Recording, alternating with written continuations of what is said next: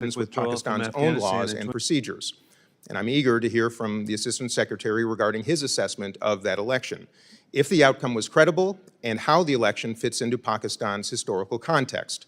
It is also important that the United States-Pakistan relationship remain strong and rooted in our shared commitments to strengthening Pakistan's democratic institutions, supporting Pakistan's economy, cooperating on counterterrorism threats, and bolstering respect for human rights.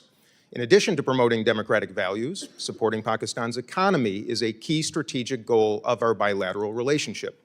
After facing one of the worst economic crises in its history, Pakistan and the International Monetary Fund just signed a $3 billion standby arrangement in 2023 that is set to end this April.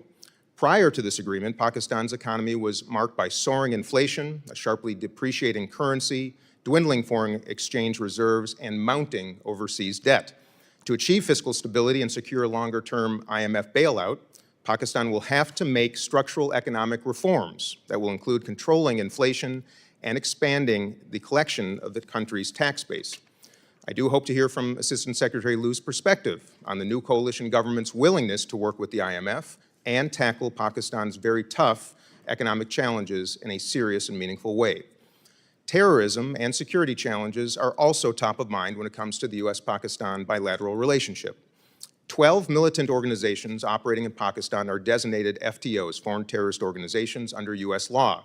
The most prominent, of course, being Tehreek-e-Taliban, or the TTB, the Balochistan Liberation Army, Al-Qaeda, and ISIS Khorasan province.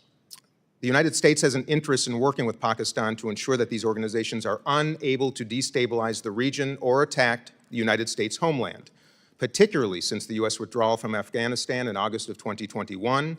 Pakistan has faced an increased domestic threat from the TTP. In 2023, TTP-led bombings and gun attacks killed over 1,000 Pakistanis nationwide, half of them security forces, marking the highest number of fatalities in 6 years. And just yesterday, the Pakistani government conducted air raids inside of Afghanistan. It claims targeting TTP hideouts in the country. This comes in direct response to a suicide bombing targeting a Pakistani military checkpoint that killed at least 7 Pakistani soldiers. Beyond the threat of terrorism and Pakistan's approach to Afghans, and approximately 1.7 million of those are undocumented. This leaves almost 2 million people at risk of being deported back to a country under Taliban control that is facing prolonged economic crisis that has left 2/3 of the entire population in need, dire need of humanitarian assistance. What's more, many of these individuals have lived in Pakistan for decades, having originally fled Afghanistan in the 1980s during the country's occupation by the Soviets. Credible claims that Pakistani authorities have committed widespread abuse against Afghans living in Pakistan to compel their return to Afghanistan are extremely alarming. I recognize and am incredibly grateful for the important work that the State Department and the Pakistani government have done together to ensure that Afghans with a potential pathway to the United States or other international partner countries are able to remain in Pakistan while their cases are adjudicated. I hope Secretary Liu is able to speak to this as well. Pakistan and the U.S. celebrated 75 years of bilateral diplomatic relations just in 2022. Although it's important we continue to address the urgent issues I've mentioned so far, I envision progress towards more robust cooperation on global challenges, such as health and climate, technology, and trade. Pakistan consistently ranks among the top 10 most vulnerable countries on the CRI, the Climate Risk Index, with 10,000 annual fatalities due to climate-related disasters and financial losses amounting to $4 billion annually. In July of 23, USAID announced over $16 million in additional development and humanitarian assistance to support the resilience of communities in Pakistan that experienced 2022's historically devastating floods.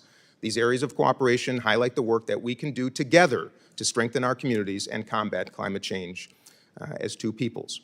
We also have the opportunity to deepen our people-to-people ties, strengthen Pakistan's business environment, and invest in innovative solutions to global health and clean energy.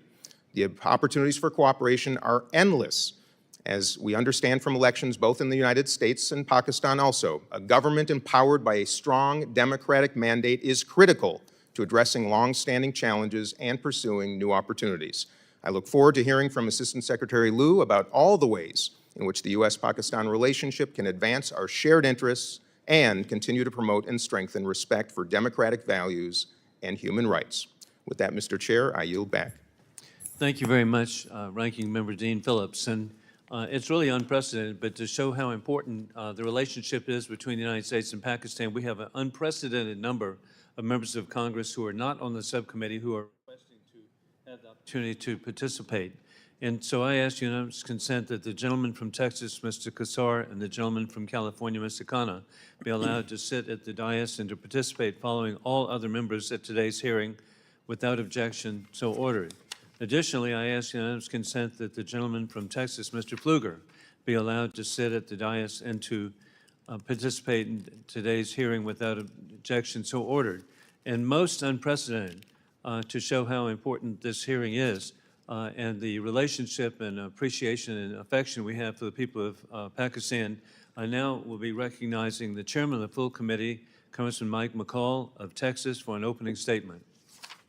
Thank you, Mr. Chairman, Ranking Member, and I agree with you. There is a tremendous amount of interest in this hearing. I think I've never had so many members on the House floor come to me and say, we need to have a hearing on Pakistan after the election. And I know the diasporas out across the United States have shown a lot of great interest and have voiced that to their members of Congress. I also want to thank Assistant Secretary Liu for testifying here today. I've always thought Pakistan's a very important country, and I've been there many times. It's a beautiful country, but it's often fraught with problems related to terrorism and other matters. And today they're facing many challenges just the same. They just installed a new government after this controversial election.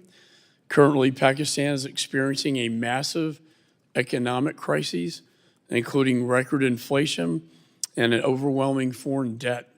Pakistan's domestic situation has a ripple effect throughout the region. It is critical the United States works to promote economic prosperity and domestic stability within Pakistan. I think the people of Pakistan deserve a country where democracy and rule of law are protected at the highest levels. The voters have displayed their commitment to participating in the process, despite allegations of fraud and interference.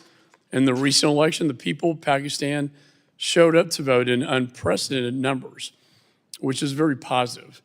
However, I was deeply concerned by well-documented instances of interference in the February elections, including a terrorist attack at a candidate's political offices hours before the polls opened, and also a major internet and cell service shutoffs on election day. These events are serious and consequential. I've called for a full investigation into any allegations of interference or corruption in their recent elections. And I'll be watching closely to see how these irregularities are being addressed. Additionally, human rights in Pakistan must be respected for democracy to thrive. The failure to recognize basic human rights will unquestionably lead to a downward spiral. If human rights are ignored, the prospect of a democratic society will evaporate.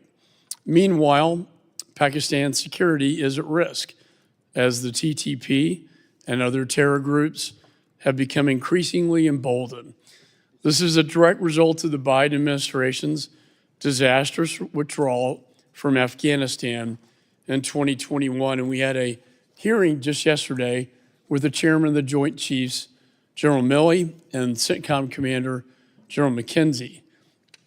That deadly and chaotic withdrawal projected weakness on the world stage, and we see from history that weakness always invites aggression.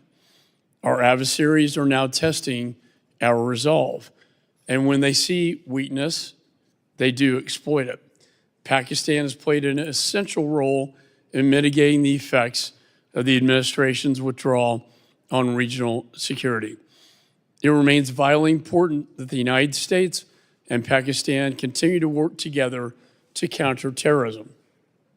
While challenges remain ahead, the United States and Pakistan must continue to work together to promote regional stability. We also know that if the United States pulls away from our relationship with Pakistan, the Chinese Communist Party will gain even more influence.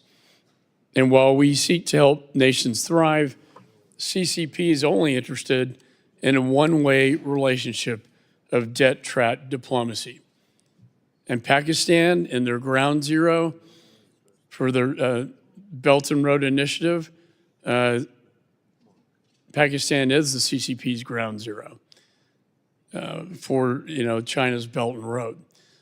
So anyway, I look forward to working with my colleagues. It's in our best interest to have a vibrant and healthy Pakistan, one of democracy, economic prosperity, and stability. And I think working together, we can work to make Pakistan a success in its role as a key regional security partner. And so that, again, Mr. Chairman, thank you for holding this hearing. I know there's immense interest in this across the nation and, of course, in Pakistan itself. And with that, I yield back. Thank you very much, Mr. Chairman. And I want to thank you yesterday for the historic hearing that you conducted with General Mark Milley and General Frank McKenzie, revealing clearly that President Biden did not abide by their recommendations, that the withdrawal, the surrender, the appeasement was solely the responsibility of Mr. Biden. With that in mind, we're pleased to have our distinguished witness today, the Honorable Donald Liu, Assistant Secretary for South and Central Asian Affairs at the State Department. Thank you for being here today. Your full statement will be made part of the record, and I'll ask you to keep your spoken remarks to 5 minutes in order to allow time for members to ask questions, and they too will be held to a strict 5 minutes. I now recognize Assistant Secretary Liu for the opening statement. Chairman Wilson, Ranking Member Phillips, Chairman McCall, colleagues. When I was a junior officer in Peshawar, Pakistan 31 years ago, I got to see a Pakistani election up close. I got to see the irregularities in that election, but also the courage of the Pakistani people to come out and vote despite threats of intimidation and threats of violence. If you'll allow me today, I propose to say a few words about where the election on February 8 fell short, where we saw positive elements, and what lies ahead for U.S. policy in Pakistan. The day after the elections, the State Department issued a clear statement. We noted undue restrictions on the freedoms of expression, association, and peaceful assembly. We condemned the electoral violence and restrictions on human rights and fundamental freedoms. We condemned attacks on media workers and restrictions on the access to the internet and telecom services, and we expressed concern about allegations of interference in the electoral process and stated that claims of interference and fraud should be fully investigated. If you'll allow me, I'll drill down a bit deeper into these observations. We were particularly concerned about electoral abuses and violence that happened in the weeks leading up to the polls. First, there were attacks against police, politicians, and political gatherings by terrorist groups. Second, many journalists, particularly female journalists, were harassed and abused by party supporters. And third, several political leaders were disadvantaged by the inability to register specific candidates and political parties. On the day of elections, an internationally respected local election monitoring organization said they were barred from observing vote tabulation in more than half of the constituencies across the country. And despite a high court order not to interrupt internet service on election day, authorities shut down mobile data services, the principal means by which Pakistanis access social media and messaging apps. There were positive elements to this election as well. Despite the threat of violence, over 60 million Pakistanis voted, including over 21 million women.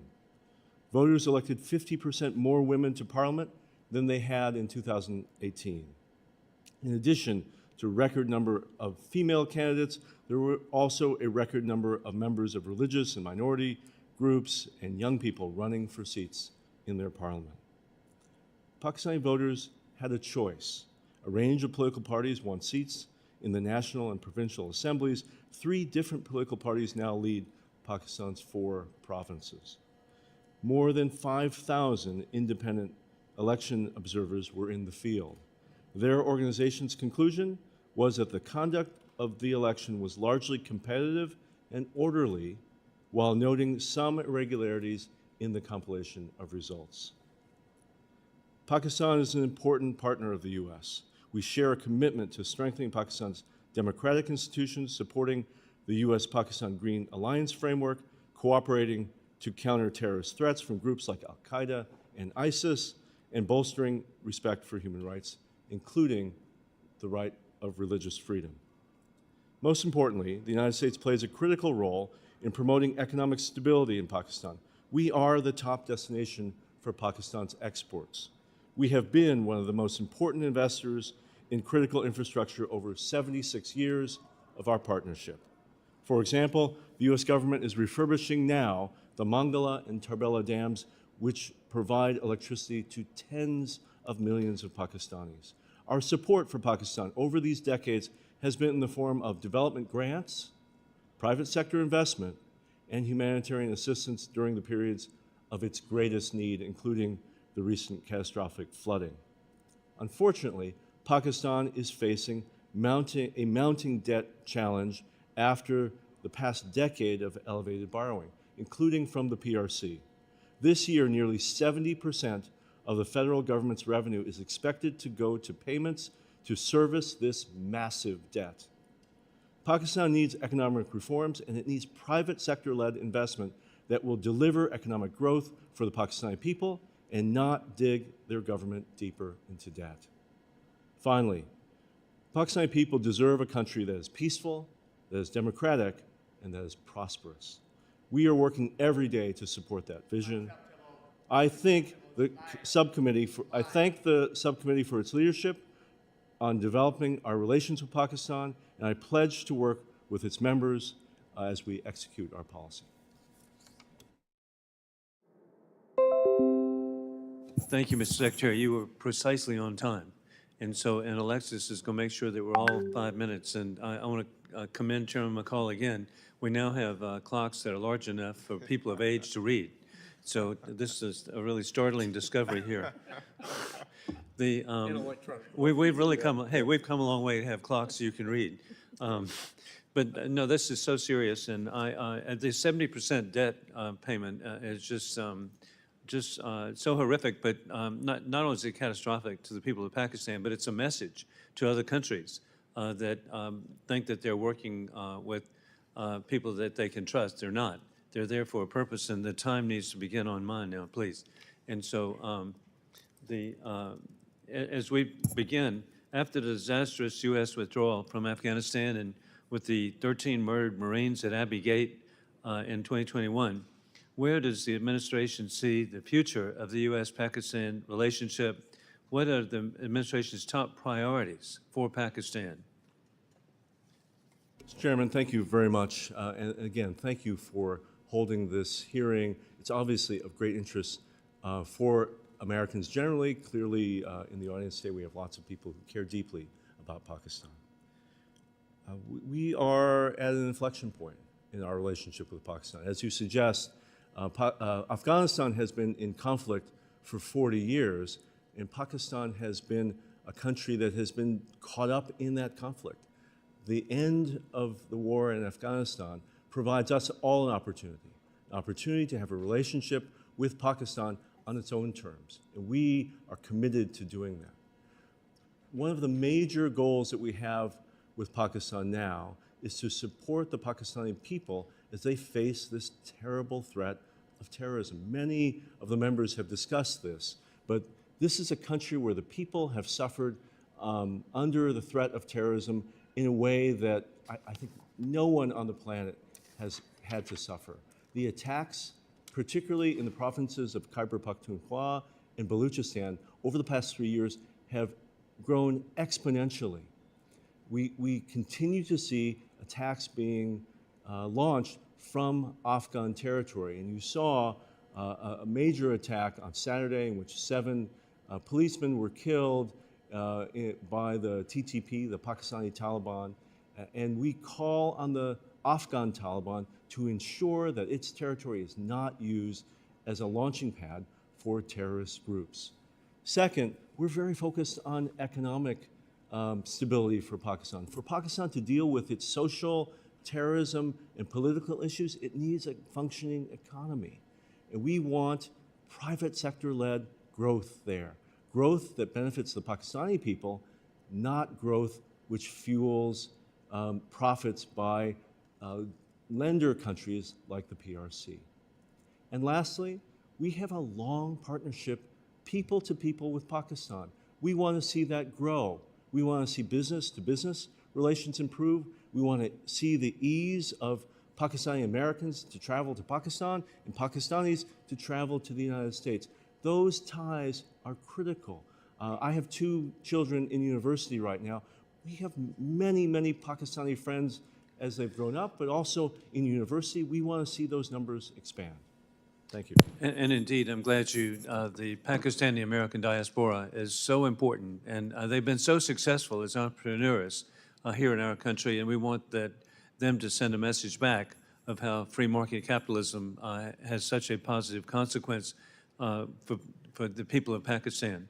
Mr. Secretary, there have been unsubstantiated allegations that the U.S. government has conspired to remove Prime Minister Imran Khan from power. What is your assessment of these untrue speculations? Mr. Chairman, I want to be very clear on this point. These allegations, this conspiracy theory is a lie. It is a complete falsehood.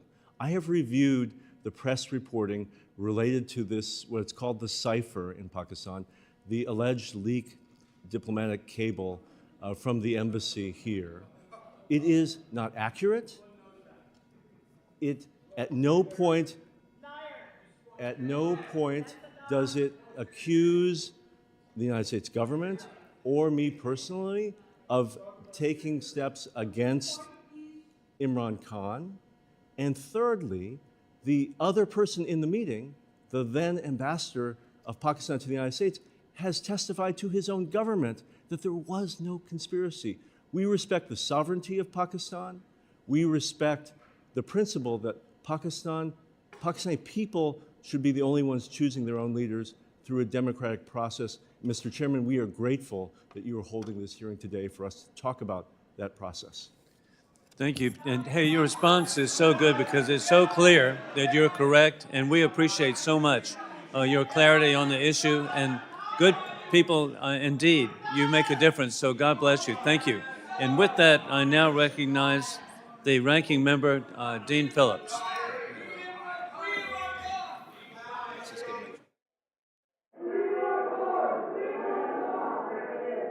Okay. Don't pick up your sound, not them.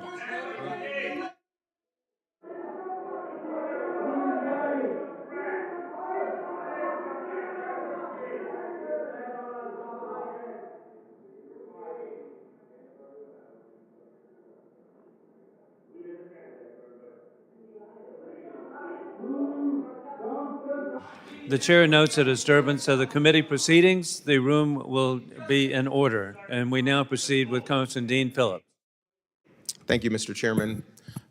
Secretary Liu, I appreciate your observations on the recent election, both the positive elements and also the challenges. In the State Department's post-election statement, the indication was the United States is going to work with the next Pakistani government regardless of the party. I just want to clarify that that has always been the case, correct? Yes, sir.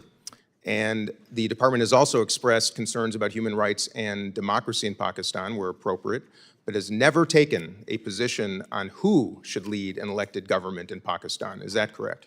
That is correct.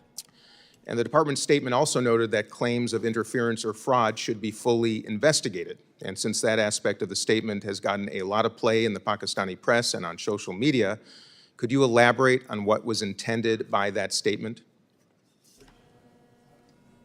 Representative Phillips, the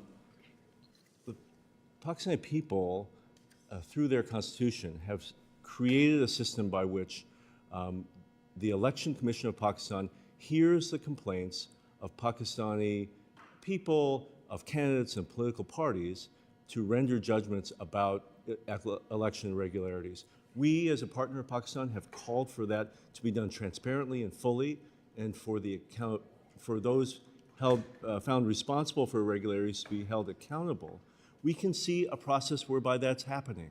The Election Commission of Pakistan has formed a high-level committee which is now sifting through thousands of petitions from people across Pakistan who have complained about the very same things that we have noted in our statement. We will be monitoring that process very closely. We will be encouraging the government and the Election Commission to make sure that that is a fully transparent process with the Pakistani public. Do not recognize this. Mr. Liu, Mr. Liu, if you just might move your microphone just a little close. It's a little hard for some of us to hear too. Thank you. This is not Pakistan-related per se, but it is your area of responsibility. So I want to ask also about India. I know the administration is looking at accountability for the alarming allegations that a government of India official was connected to a murder for hire plot targeting a Sikh American here on American soil in New York City. The administration, of course, recently placed sanctions on more than 500 individuals relating to the killing of Alexei Navalny in Russia on Russian soil. So my question is, are any similar sanctions on or travel bans being considered for those who we believe may be responsible for the attempted murder of Mr. Pannan? Thank you, Representative Phillips. This is a serious issue between the United States and India. The Department of Justice has alleged that an Indian citizen, at the behest of someone working in the Indian government, has attempted to kill an American citizen on American soil. We take this in the administration incredibly seriously and have raised it at the highest levels with India. We are, at the moment, working with India to encourage India to hold accountable those responsible for this terrible crime. What we can see is that India itself has announced that they have created a committee of inquiry to look into this matter, and we ask them to work quickly and transparently to make sure justice is done. Thank you. With the remainder of my time, I'd like to talk about economic issues. If you could give an assessment of the current economic situation in Pakistan. Of course, a growing economy is good for stability. It's good for this partnership and trade. I know it's still early, but if you could provide an assessment of how you see things right now, I'd appreciate it. No, not only is it really important for the Pakistani people that they have economic stability and economic growth, it's important for America. We have lots of investments in Pakistan. There are lots of franchises and American businesses working throughout Pakistan. Their success is our success. One of the issues I think that we face with the Pakistani economy is a real difficulty to invest and to trade there. We are calling on Pakistan to reform many of the ways it does business with foreign partners, and in doing that, they will attract American investment, but they'll also attract investment from the Pakistani private sector. Pakistani investors are smart. They want to work in a place where they can make money. And so some of the things that we're calling for are reform of the regulations that will allow repatriation of profits out of the country, cutting down on bureaucratic red tape, and more predictable regulations. If Pakistan is willing to do that, I think you'll see large numbers of American investors flocking to Pakistan. It's a really interesting place to invest if it had the right conditions. All right. Thank you, sir. And with that, I yield back. Thank you very much, Ranking Member Dean Phillips. We now proceed to Congressman Rich McCormick of Georgia. Thank you, Mr. Chair. I would like to point out that we in Congress have a job to do.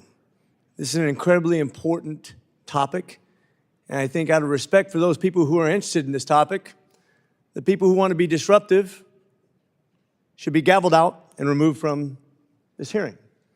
I think anybody who's earned this place, whether you be in Congress or be a military member or be somebody from Pakistan or be somebody who's interested in this topic, should be respected, and those people who break the rules should be removed from and not be allowed back in future, because this continues to waste our time. And with that, I'm going to move, with your permission, Chair, to have these people removed before I continue. So ordered. Thank you. all three that were speaking out. Thank you. They're wearing red in case you can't figure out who they are. I said not one word. This is very undemocratic. But I will say free Imran Khan. Free Imran Khan, the first There you go. democratically elected prime minister of Pakistan. He will save Pakistan. The committee will suspend while the Capitol Police restore order. Free Imran Khan. Free Imran Khan. Free Imran Khan, a great democratic leader in Pakistan. We need Imran Khan. Free him from a death cell in Pakistan. And Congressman McCormick will now continue with his full 5 minutes. Thank you, Mr. Chair. I've been interrupted in the previous hearings, and I just want to make sure we have some order. Thank you, Mr. Chairman. I appreciate you, and I thank you, Secretary Liu, for your testimony today. Today's topic is very important to me. Whether we like it or not, the U.S. future cannot include isolationism from the rest of the world. American leadership will be required for our country's future success and to ensure America remains first in the world. We must remain robust partnerships and alliances with nations that share our interests and values. As nations like China and Russia and violent extremist organizations threaten global stability, it is critical for U.S. interests for South Central Asia countries such as Pakistan and India to continue developing stable and transparent democracies. That's why I introduced House Resolution 901 with my esteemed colleague from Michigan, Representative Dan Kildee. The resolution affirms U.S. support for democracy and human rights in Pakistan. I'm looking forward to H-Res 901's consideration later this afternoon as the House Foreign Affairs Committee marks it up. As I am sure you're aware, Pakistan recently conducted the largest election in its history, but these were unfortunately marred by allegations of fraudulent activity and electoral violence. Watchdog groups raised the alarm over reports of political repression, suspension of interest access on election day, delays in election results, and more. Currently, the Election Commission of Pakistan is reviewing many of the election results in individual parliamentary constituencies, and the Pakistani judicial system is investigating and adjudicating irregularities. In fact, the ambassador from Pakistan came to my office yesterday and talked about what they were going to try to do to mitigate these problems. With all this being said, there must be full, credible, and independent audit of these election results. Secretary Liu, do you think and the State Department have confidence in Pakistan's judicial process and its ability to adjudicate claims of wrongdoing? Thank you, Representative McCormick. If I might, just before I answer that question, just say a word about protests. We have just tremendous respect for the Pakistani American community. We pride ourselves in the State Department and in my office about talking to Pakistani Americans because they are the people in our vast country who care the most about this relationship. They have something genuine to offer because of their deep knowledge and the deep concern they have of the future of the country. And so I want to join the voices of this committee to say how important their involvement is, how much we respect them. We try to listen to them at every opportunity. I hope they are also listening to all of you and to those of us who are trying to guide this policy. Absolutely. And I will say, respectful conversation is always paramount for me. I've met with constituencies. I have people who've come here from all over the United States that I've met with in my own district on this topic. There is a time and a place for everyone to speak, and that's order. That's something that we worked hard for. One of the things that I have faced over these last 2 years is some of these allegations, unfounded allegations, have resulted in regular death threats against me, threats against my family, involvement of local police. There is a line of acceptability, and I do think at times some of the free speech has verged into threats of violence, which is not acceptable in our society. Sir, if I could answer your important question.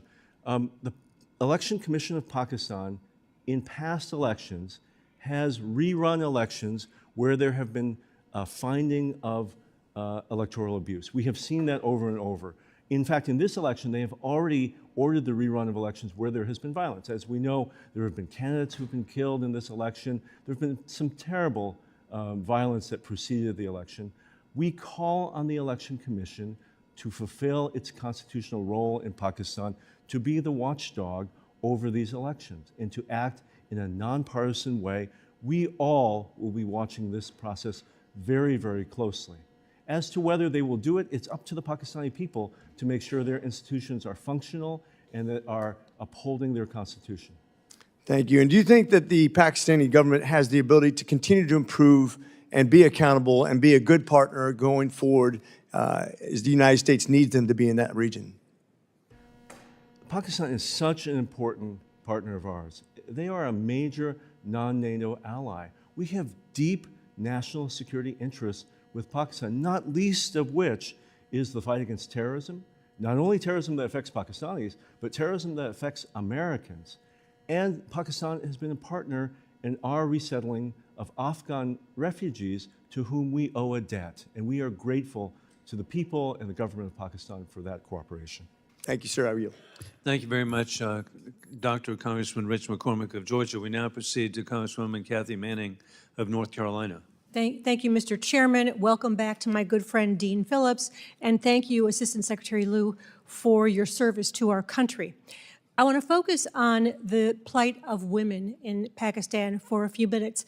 I am very concerned about the treatment of women in Pakistan, including female journalists and women harassed and arrested at protests and rallies leading up to the election. As you know, Pakistan is routinely rated near the bottom of the world in terms of women's inclusion, justice, safety, and security. So can you talk to us about how the State Department is working to address gender-based violence and highlight and improve the safety, the rights, the inclusion, and representation of women in Pakistan's democracy? Representative Manning, such an important question. I wish I had my wife here sitting next to me. I met my wife in Pakistan. She was an American refugee worker working with Afghans, but her academic subject matter of specialty is gender-based violence, and she has worked in Pakistan on this very issue. What I would say about Pakistan, its human rights, the rights of women, I say about many countries, but I really mean it, which is we as foreign partners aren't going to be able to change Pakistan. Who will change Pakistan? Pakistani people will. And we see that very strong desire of women across Pakistan to be heard, to be represented, and to have their rights respected by the institutions of government as well as by the rest of society. I see great victories in Pakistan every day. There have, as I mentioned, double the number of women elected to this parliament. And do Incredible. you see that as a positive moment that will actually give hope and perhaps achieve new things for women in Pakistan? I see the emergence of female leaders in Pakistan at every level as being the examples that will lead their society forward. You are entirely right. At the village level in Pakistan, lives for women are incredibly difficult. I see more women today in senior positions in business. I see them on the high court. I see them in parliament. I see them as ministers. Honestly, some days Pakistanis are doing better than Americans on some of these questions. It is a struggle for all of us, but I do credit the very brave women and young girls who are leading this path in Pakistan. And I think as foreign partners, we need to put our resources, our public statements, and our activism behind Pakistani female leaders. And can you give us some idea of the percentage of participation of Pakistani women in the economy? And are there hurdles to greater participation, and is there anything we can do to encourage greater participation? Well, one of the real issues for every business in Pakistan, but particularly for women-owned businesses, is access to financing. And so one of the things that I've seen over the course of my career, and particularly in Pakistan, is the emergence of these microfinance projects, because largely women-owned businesses are not the massive textile mills or the steel plants. They're small businesses. They're businesses run out of homes or small shops in local communities. If women have access to that financing, women will succeed in business. USAID, the EU, the United Kingdom, Japan, Australia, many of Pakistan's donor friends are investing in those types of businesses, while the PRC and other countries are investing in literally roads to nowhere that bleed the Pakistani people of their resources year after year. So we've certainly talked about giving women access to more financial opportunities in this committee. I hope we will continue to do that in the future. Because you've mentioned China, let me walk into this question with the little time I have left. Pakistan faces a grave challenge, has faced grave challenges in recent years from flooding, from indebtedness to creditors like China. What more can we do to counterbalance what China is doing and the debt that they're helping create in Pakistan? We can compete. Where we fail overseas, we are not present. Where we compete, we always win because we have a better offer. We offer private sector-led investment for profit-making enterprises that benefit local people and not just the lender countries. Thank you. My time has expired. I yield back. Thank you very much, Congresswoman Kathy Manning of North Carolina. We'll be proceeding to Congressman Mike Lawler in 1 second. Even before, I want to thank you for pointing out the different allies working with Pakistan, and one that you left out, which is so significant, and that is South Korea. To go from ashes 60 years ago to be one of the wealthiest countries on earth is an example throughout the Indo-Pacific and the South Asia of achieving a per capita income of $44,000 for each citizen. Who would ever imagine? And I know that Korea has been vitally interested in developing economic ties with the people of Pakistan. With that, we now proceed to Congressman Mike Lawler. Thank you, Mr. Liu. I know many of my colleagues touched on the election irregularities and some of the concerns about it, so I want to segue a little bit. Just a few weeks ago, the government of Pakistan approved plans to begin construction on a pipeline to transport natural gas from Iran to Pakistan. Iran constructed its side of the pipeline years ago, and now Pakistan has finally decided to move forward. Mr. Liu, do you view this pipeline as Pakistan aligning itself with Iran? I mean, it's a really interesting question, Representative Lawler, because Pakistan and Iran just traded missile and drone strikes a few weeks ago. So it is been true over time that Pakistan and Iran have had ups and downs in their relationship. They're at a pretty low point today. We are tracking this planned pipeline between Iran and Pakistan. Honestly, I don't know where the financing for such a project would come from. I don't think many international donors would be interested in funding such an endeavor. We've also not heard from the government of Pakistan a desire for a waiver of American sanctions that would certainly result from such a project. Instead, what we are undertaking in the administration is to have a conversation with Pakistan. What are Pakistan's other alternatives? How can we compete for that business? Where can they find other non-Iranian sources of natural gas? And how can we help Pakistan think about the transition to clean energy? Pakistan's very interested in providing energy through solar, through wind, through hydro. How can that begin to replace their dependence on coal and other hydrocarbons? Okay. So have you expressed direct concern with the Pakistani government on this issue? We are in consultation with the Pakistani government on this issue, yes, sir. Okay. I mean, my concern is that Iran is the greatest state sponsor of terror. They use the illicit Iranian petroleum oil trade to finance terrorism. Since Joe Biden took office, nearly $88 billion in increased revenue has resulted because of lax enforcement on sanctions. It's why I introduced the SHIP Act to increase secondary sanctions on the purchase of Iranian petroleum. It passed through the House overwhelmingly with bipartisan support and has since stalled in the Senate because the White House doesn't want it. So from my vantage point, when we talk about other alternatives that Pakistan may be able to engage on, why don't we start by cracking down on the illicit oil trade? Why is the administration taking a very lax approach to cracking down on Iranian petroleum? Sir, the administration will uphold both the letter and the spirit of all sanction laws, particularly those related to Iran. You think an increase of $88 billion in revenue is upholding the letter and spirit of the law?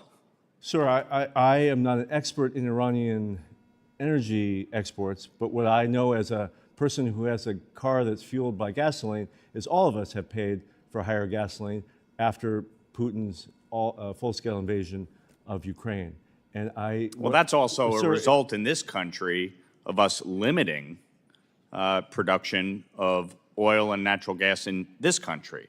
That's why we're dealing with our own energy challenges. Sir, if but I across could, the if globe, I could answer your question, well, you went in a total non sequitur. I but fully sure. support the efforts by the U.S. government to prevent this pipeline from happening. We are working towards that goal, sir. Okay. How does the administration view Pakistan's relationship with the Taliban? With suspicion, sir. And so what are we doing based on that suspicion? So I think it is well known that previous governments of Pakistan have had close relations with the Taliban. Currently, the greatest terrorist threat faced by the people of Pakistan emanates from Afghanistan. And the relationship between Pakistan and the Taliban is about the same as the relationship between the United States and the Taliban. It is very strained and difficult. We have a very important dialogue with the Pakistani government about the Taliban, how to help shape its behavior, how to help make sure the Taliban upholds its commitments. Last question. Why was Pakistan excluded from the administration's Indo-Pacific strategy? Sir, it's a way that we define the Indo-Pacific, and it's not only this administration, it's the last administration as well. For whatever reason, I suspect it has to do with COCOM authority between the Indo-Pacific Command and Central Command. The dividing line of the Indo-Pacific is the line between Pakistan and India. Well, time is up. I have to cut you off, Mr. Liu. There's a new sheriff in town. It's me. I recognize the sheriff's authority. Brad Sherman from California, you're recognized, sir.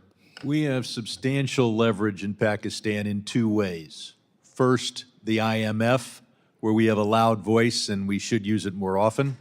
And second, we could deny visas to high-ranking Pakistani officials. We need to focus on human rights in Pakistan. I'm particularly focused on Sindh and the disappearances there, the forced conversions, young girls forced to convert and then marry old men. And we've seen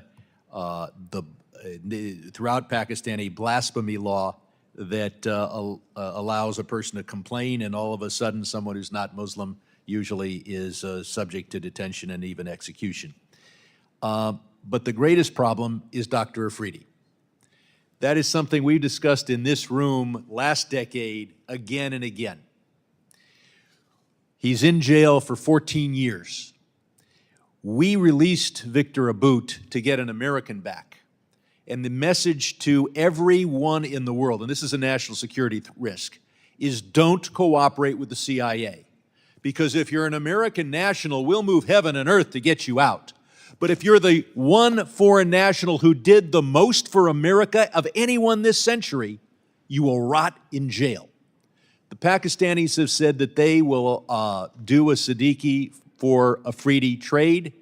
Ms. Siddiqui didn't kill any Americans, tried to, ought to be in jail, is now perhaps incapacitated anyway. Will we trade Siddiqui for Afridi? And if not, will we ban from entry into this country those who are holding her hostage, Dr. Afridi hostage?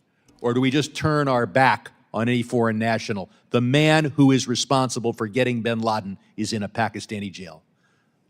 Mr. Representative Secretary? Sherman, I first want to thank you personally, but also thank this committee and the Congress. Sir, I have for one, its I will yield 10 advocacy. seconds to say Siddiqui for Afridi, yes or no? Mr. Chairman, I have been in this job for more than 2.5 years. I have never had a Pakistani official raise with me. They've told me, they've told your predecessor, they've told the State Department, Afridi's in jail, you haven't done anything about it, and he's the man that helped us get bin Laden. But let's move on. Sir, if I I've got could it, just... sir. I only get 5 minutes. Go ahead.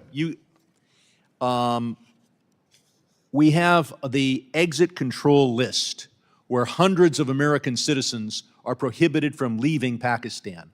Will we treat them the same way we deal with everyone else who's wrongfully detained in Russia and elsewhere? What are we doing to get American citizens who have not been even charged with a crime out of Pakistan if they want to leave? Representative Sherman, we work every day on behalf of American citizens in Pakistan. As you note, there are some laws that have put undue restrictions on Americans. We have had a very positive track record. Hundreds are still there, and the IMF loan goes forward, and we allow the top generals in Pakistan to visit the United States when American citizens can't leave Pakistan and come to the United States.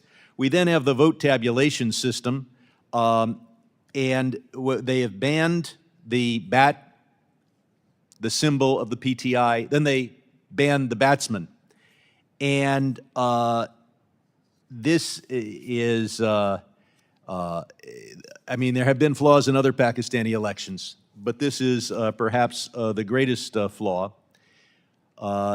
And we're told, and the Pakistani ambassadors told me, well, this is just the ordinary working of the Pakistani judicial system. That's the same judicial system that has Dr. Afridi in jail for 14 years for getting bin Laden. Do we have faith that Imran Khan has not been the victim of selective prosecution? Or is it apparent that he has been? Sir, following the rioting on May 9th, the day Imran Khan was arrested, the United States government has raised our concerns about the mass detention of members of the opposition, to include the PTI. We have raised concerns about the use of military courts. If I can interrupt, there's one thing you need to do. The American ambassador needs to visit Imran Khan in prison and make sure that he lives to tell the tale of how he was wrongfully imprisoned through selective prosecution. I yield back. Thank you, Mr. Sherman. Excellent questions. Representative Baird is not here, so I'm the next in line. Secretary Lew, could you provide insight in the involvement of the military in the politics of Pakistan? Hold on. Y'all don't need to clap for me. I'm good. I'm good. We're good. Thank y'all. Go ahead, brother. The Pakistani military is the 6th largest military in the world, the largest of any majority Muslim country. The U.S. military has historically had very close relations with the Pakistani military. Our generals and their generals have trained together decade after decade. It is an important part of Pakistani culture. I have lived in Pakistan. I have seen that for myself. The Pakistani military is an important institution. We respect, in this administration and all past American administrations, the constitutional principle that the Pakistani military must be kept under civilian control. It must be answerable to the president. But is it? Answerable to the president, sir, who is the commander-in-chief, and responsible to civilian control. Okay. Do y'all at the State Department intend to conduct a review of the most recent elections in Pakistan? Sir, we have conducted that review, and we have found a number of election irregularities that I've detailed today. Right. What we are undertaking right now is a monitoring of how the democratic institutions of Pakistan will address those irregularities. And I would suggest to you that a strong letter is not doing a whole heck of a lot. I would tell you that this country needs to start using its economic might to correct some of these wrongs. These people are being mistreated. I'm not much on bureaucrats. I don't like writing letters. I like delivering it personally, and I think that's something we could do. Did the U.S. ask for former Prime Minister Imran Khan's removal after he visited Russia? We did not, sir. Okay. There are people who believe you were involved in the regime change in Pakistan. Can you speak on that? Sir, I was absolutely not involved, nor were any Americans involved with that process. None whatsoever. None whatsoever, sir. Not contractors, not. None. Not one. Okay. In aid to Pakistan being withheld, is aid to Pakistan being withheld because Pakistan refused to vote against the Russian invasion of Ukraine at the United Nations General Assembly? No, sir. All right. I have a little more time left. Do I have any members? I tell you what. Okay. Hang on for a second, Charles. I'm not used to this. All right. Well, I'll end mine then. Representative Schneider from Illinois. Thank you, Chairmember Chatton. Oh, wait, I'm sorry. It's not you, it's Almost. I'm sorry. Do y'all want to fight it out, or can I? No, go ahead. Okay, I apologize. I'm new at this. That's why they don't let me do this very often.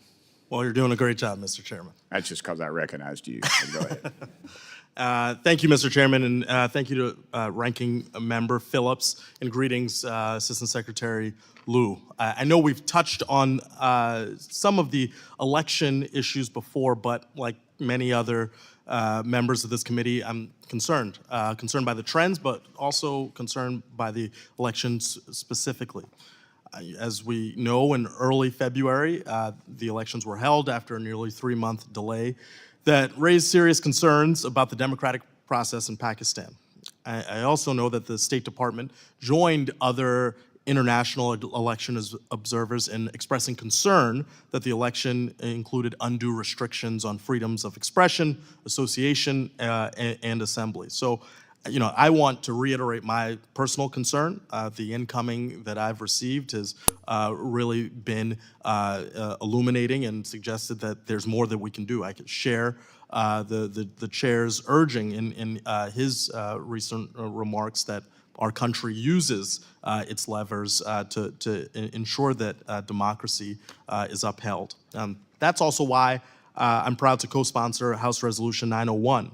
This resolution reaffirms the House of Representatives' strong support for democracy in Pakistan and urges the government of Pakistan to uphold democracy and protect fundamental rights. But as we, look more broadly at human rights in Pakistan, the State Department, your agency's most recent human rights report, highlighted significant human rights challenges in Pakistan, including restrictions on freedom of expression and freedom of the press. Credible threats of violence, harassment, abductions, and killings by security forces, political parties, and other groups have led citizens and journalists to self-censor their speech for their own safety. The State Department found that the Pakistani government's failure to investigate and prosecute attacks on free speech and the press have effectively led to restrictions on free speech and the press in a very dramatic way. Really what I want to hear is how can and how will the United States work with the Pakistani government to support meaningful change to promote freedom of speech and freedom of the press? Sir, I have the pleasure and responsibility of reading the Pakistani media on a daily basis. And I will confirm what is in our human rights report is there is both self-censorship and occasionally active censorship in Pakistan today. At the same time, what I read in the Pakistani press is a cacophony of voices. There is actually competition in the media with respect to things that are said and not said, as well as in social media. And so one of the most damaging things that we see today are restrictions on social media because, like the rest of the world, Pakistanis are getting a lot of their news and information through the internet. And so when the internet gets pulled down or X gets throttled as it has been now for several weeks, it denies the Pakistani people from getting the kind of diversity of reporting information that they deserve. We are talking to the Pakistani government at the highest level about these issues. We're also working year after year in the trenches with Pakistani civil society to help to train journalists about fact-checking, about responsible sourcing of their information, about journalistic standards. And what I can also see is, while there is censorship, both self and active, we can also see the development of some truly excellent journalism coming out of Pakistan, and some very brave journalists who defy these censors and still produce things that call into question the government or the military or the Americans or any number of other institutions of authority. If I may, Sir. what exactly have those conversations yielded with the government? Because I mean, it's one thing to have them, but it's another to be pursuing, some outcomes that are beneficial to the values that we uphold here and we want to see in a real active democratic society. I do think it's important for both the administration and the Congress to say loud and clear that we are watching what happens in Pakistan. We're watching closely its human rights record, what it does with respect to religious freedom, and what it's doing on free speech. I grant you, I don't know that what we say today affects exactly what they're going to do tomorrow, but over time, if we let up on these values, it's going to be worse because they can see that there are no consequences for these violations. Well, my time is expiring. The only thing that I want to leave you with is I think we have a responsibility to make that concern clearer, more active, and seek the outcomes that we believe in maintaining our democracy. My time has expired. I yield back to the chair. Thank you very much. And we now proceed to Congressman Brad Schneider of Illinois. And of course, it's really easy to get confused between Gabe Amo and Brad Schneider. They both come from assorted northern states, Rhode Island and now Illinois. Thank you, Chairman Wilson. And no good deed going unpunished. Gabe asked the question I wanted to ask, and thank you for your answer. I'm going to build on that. In your written testimony, you concluded that the Pakistani people deserve a country that is peaceful, democratic, and prosperous, quotes. And we just talked a little bit about what the United States can do, but let me just say here that a peaceful, democratic, and prosperous Pakistan is not just important to the Pakistanis, it's in the interest of the United States as well. And that's why we're having this hearing, and I thank the chairman for calling it. And we're addressing what has been discussed, very real concerns about the election, but also recognizing, as you noted in your testimony, the positive elements seen in the election and how we build upon them. And I hope we continue those conversations. I want to shift gears a little bit and touch on Afghan deportations, though. I share, with others, the deep concern of these mass deportations of undocumented Afghans back to Afghanistan, where they're going to live in horrible humanitarian conditions under the Taliban. Human Rights Watch claims that Pakistani authorities have committed widespread abuses against Afghans living in Pakistan to compel their return to Afghanistan, including by confiscating property, destroying documents, and physically abusing individuals. Has U.S. raised these concerns with the government at all, and how is U.S. working with the international community to push back against this policy? Thank you, sir. We have had discussions with the Pakistani government at the highest levels about these deportations. As you know, as has been well documented, over 500,000 Afghans have returned to Afghanistan following this effort by the Pakistani government to remove illegal foreigners.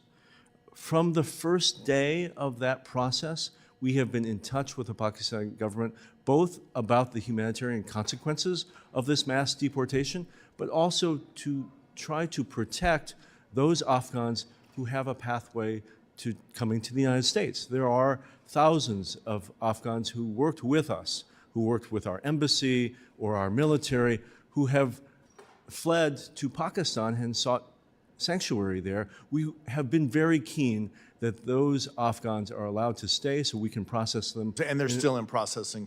And they are. And the Pakistani government has actually, on this one issue, been very supportive. We are grateful for that. On the broader issue, we are talking with the new government now about trying to make sure that the rights of Afghan refugees are respected. We are thankful, right? The Pakistani people have hosted over 3 million Afghan refugees now for over 40 years. It's as historic in proportion.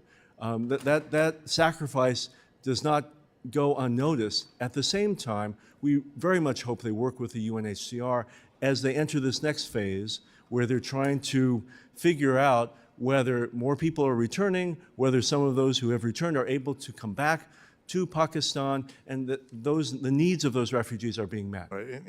Thank you, and I've raised this previously with the ambassador, Pakistani ambassador as well, and look forward to working with you to make sure that that happens. I'll shift gears again. We touched on this. I'll pick up where Mr. Lawler left off. Pakistan-Iranian relations. You mentioned the escalation, the recent escalatory environment, the strikes in January.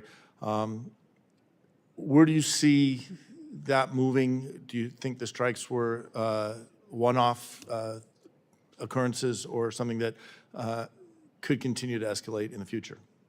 Sir, as you know, the strikes were not only against Pakistan, they were against 3 countries simultaneously by Iran. It is reprehensible and irresponsible for Iran to lash out against its neighbors for terrorism that exists in Iran itself. So as you may be tracking, those 3 missile and drone strikes that happened in January followed a really terrible terrorist attack that occurred within Iran. And the government of Iran clearly felt like it had to respond in some way. They responded in the worst way possible by firing missiles at targets that they probably didn't well understand, which, for our information, ended up killing lots of civilians in 3 countries, including in Pakistan. And with my last, we have strongly condemned Iran's actions. my last few seconds, can you just touch on the U.S. messaging to the Pakistani government regarding their direct engagement with Tehran on security matters, especially in the context of our concerns, our mutual concerns of nuclear proliferation and Iran's nuclear program? Sir, we have warned them about our red lines, legislative, but also in terms of how we cooperate with Pakistan. If they get into bed with Iran, it'll be very serious for our relationship. Okay, we need to reiterate that again and again and again. With that, I yield back. Thank you very much, Congressman Brad Snyder of Illinois. We now proceed to Congressman Greg Casar of Texas. Thank you, Chair, and thanks also to the ranking member for having me here today. Mr. Liu, I'm sure you're aware, I led a letter alongside 30 of my colleagues here in Congress to the State Department as well as to the President. You've got it right there. Talking about credible allegations of election rigging in the Pakistani elections, and we urged that the administration withhold recognition of the new government in Pakistan until a credible and transparent investigation on election interference had been conducted. I know that the U.S. Embassy congratulated Mr. Sharif, quote, on his assumption of the office of Prime Minister, but I haven't seen a statement yet from the State Department itself. So just so we're clear at this point, yes or no, has the U.S. officially recognized the new government in Pakistan? Representative Casar, I would like to answer with yes or no. The actual answer is a little more complicated, if you'll allow me. The government of the United States, we don't actually go around recognizing or withholding recognition of new governments. That's not something we do anywhere around the world. What we do is we decide whether we're going to engage with a government. And so, yes, you have seen actions by our ambassador, our embassy. We are, in every interaction with this government, stressing the importance of accountability for election irregularities, sir. Can I just also add, your letter is incredibly important. It's important that the Pakistani people, the Pakistani government hear not only from the administration, but from members of Congress, and having so many of them speak together has real influence. The administration largely agrees with your recommendations. We have done many of the things that you have proposed. We have said publicly and privately that we want to see transparent and credible investigation of election irregularities. We have called for accountability for mass detentions of people in the opposition, and we have said loudly and clearly that military trials for civilians accused of crimes after May 9th is not in keeping with international norms. I appreciate that. And so in other cases, for example, in the case of Venezuela or some other countries where the State Department has spoken out very clearly about election rigging, and we can talk about separately about how it is that we treat those governments or treat those countries, but it seems that when we have had allegations of election rigging, that we've spoken out much more clearly than in this case. And I would urge that we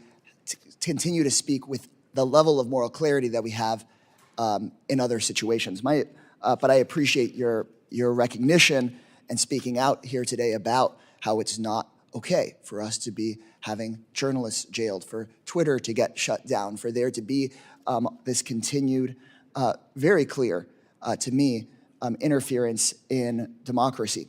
Given the credible allegations of fraud and rigging, what gives you confidence that this government will have the democratic legitimacy necessary, not only for the interests of the Pakistani people, but for the interests of the United States? Sir, the political and economic stability of Pakistan is important for the United States. It is important that the Pakistani people... And I'm short on time. Is it your sense right now that there is going to be that democratic legitimacy, or do we have real concerns? I'm sorry, I have one more question for you, so just give me your... Sir, I think that's up to the process ongoing now in the Electoral Commission of Pakistan. One more question. Most security assistance to Pakistan has been suspended since 2018. Recently, the Pakistani ambassador said that Pakistan's awaiting a decision from the U.S. on increasing military sales and financing. Yes or no, are there ongoing conversations about increasing military assistance to Pakistan? No ongoing conversation about large-scale increases, no. That's good to hear. Given that the U.S. has already sent hundreds of millions of dollars in aid, are there any steps the State Department is taking to ensure that the aid we send is not used for any of these abuses that you've identified? Sir, absolutely. There is very close monitoring of where our military assistance goes around the world, including to Pakistan. For example, the F-16s sold to Pakistan over 40 years ago have active U.S. technical security teams monitoring their use every day. Thank you for that. Has the U.S. identified any units of military or security forces that would not be eligible for aid? Yes. We have identified those. Thank you for your clear answers. Thank you for being here through this hearing, and I hope that we can, after this hearing, continue the work of making sure that we actually fully investigate the election and that we actually make sure people are let out of jail that were put in there that unfairly, because democracy in Pakistan, of course, will serve the people of Pakistan, but it is so clearly in the United States' interest. I started out on this seeing the failures we had in Latin America of prioritizing military relationships over democratic relationships, and it never served us there, and it won't serve us in Pakistan very well. So thank you so much, Mr. Lee. Thank you, sir.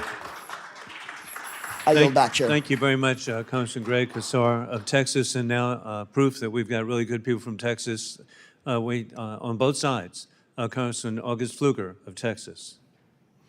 Thank you, Mr. Chairman, and thank you for letting me wave on to this committee. I know that we've been having this discussion between several members, bipartisan discussions on this very important issue. So I very much appreciate the ability to wave on today, and obviously have some concerns about what has happened in the past few weeks and months, and appreciate you being here, Mr. Liu. Thank you for your time today. These questions have probably been asked, but I want to ask them again. As an interested citizen, as somebody who believes in free and fair elections, and really just want to get a general assessment regarding the fairness of the elections in Pakistan, what your general thought is before I go into some deeper questions. Sir, we share the view of local election observers who have, in summary, said this was a competitive and orderly election, but they note irregularities in the compilation of the results that should be fully investigated. Do you believe that the recent election was free and fair? Sir, we have never used the term free and fair in the characterization of this election. To what level, then, would you say interference happened? Sir, we have expressed, and I've said this multiple times today, serious concerns about the pre-election environment, violence that occurred, terrorism and political violence. We have expressed concern about the failure to register individual candidates and political parties, the mass arrests of those in opposition, the shutdown of internet, and the censorship and pressure placed on journalists. Do you believe that those, without those specific examples, and would definitely like to hear more examples, but without those examples of interference, I'm not sure if you're going to use that term, but please tell me what adjective you would use to describe it, and without those things having happened, would the election results be different? Sir, you ask an important question, and I think the answer to your question is the Election Commission of Pakistan, should it find that these irregularities are substantiated, should rerun elections where there's been interference. And that's the way the Pakistani people will know. It's probably unlikely that an American diplomat will know whether or how the results would turn out, but they'll turn out the way they should if the Election Commission reruns constituencies. What is the Department of State doing to urge Pakistan, the government of Pakistan, those that govern the elections, to do just that? Sir, we have made very clear public and private statements. We have said so clearly to Pakistan's leaders, but also to election officials, that it is an expectation of all of Pakistan's partners, not only the United States, that they conduct elections with integrity. So you believe these should be fully investigated and adjudicated? Yes, sir. Tell me what this does to the relationship between the United States and Pakistan if they are not investigated, if they are not adjudicated, if they do not decide to rerun their elections. We have enjoyed 76 years of partnership with this country. It will be an impediment to our relationship if Pakistan does not have a democratic process that upholds its own constitution. It will retard our ability to have the type of relationship we want in security matters, on business fronts, and people to people. All of that suffers if Pakistan is not a full democracy. Recently, I marked up in the Committee of Homeland Security a bill that will soon go to the full committee in the Homeland Committee on transnational repression. Is the State Department monitoring reports of transnational repression made by Pakistani Americans? And if so, what steps is the State Department taking to address these topics? Sir, we are tracking transnational repression around the world, including with respect to allegations made about Pakistan. We are looking very closely at the examples offered. If we find that they are substantiated, we will address them directly with the Pakistani government. I thank the witness. Mr. Chairman, once again, thank you for letting me wave on and yield back. Thank you very much, Congressman August Pfluger of Texas.